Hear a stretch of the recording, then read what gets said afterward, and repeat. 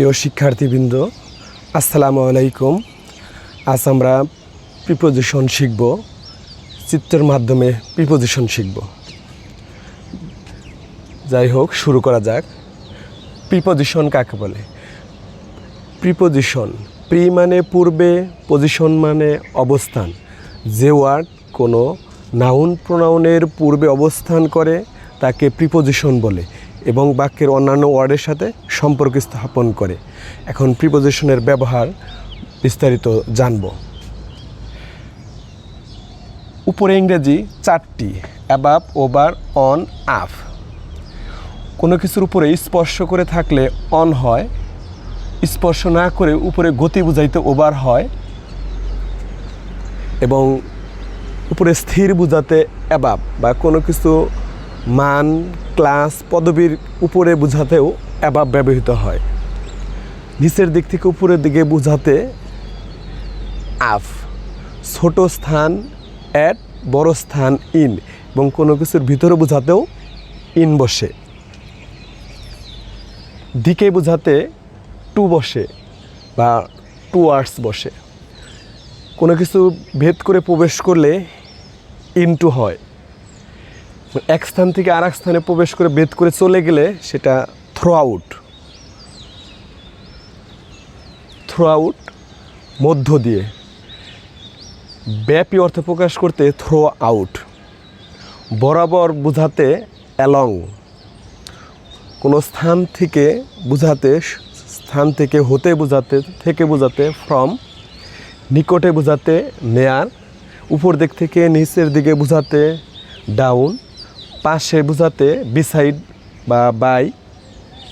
নিচে স্পর্শ করে থাকলে বিলো। স্পর্শ না থাকলে নিচে বুঝাতে আন্ডার।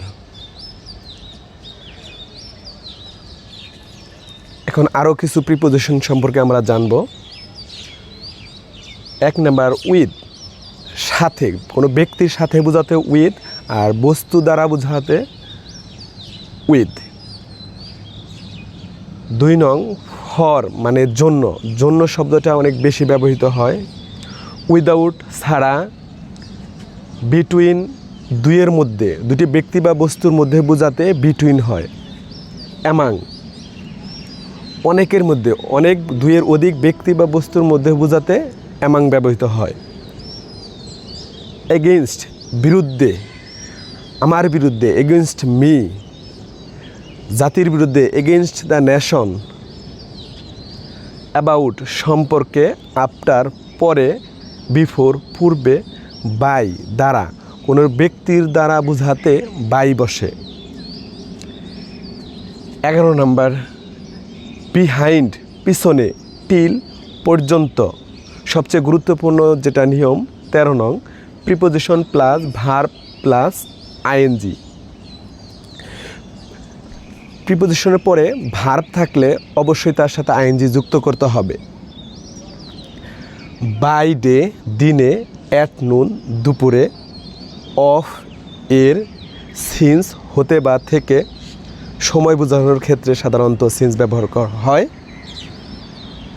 নির্দিষ্ট সময়। ডিউরিং সময়। অ্যাট নাইট রাতে, অ্যাক্রস আড়াআড়ি।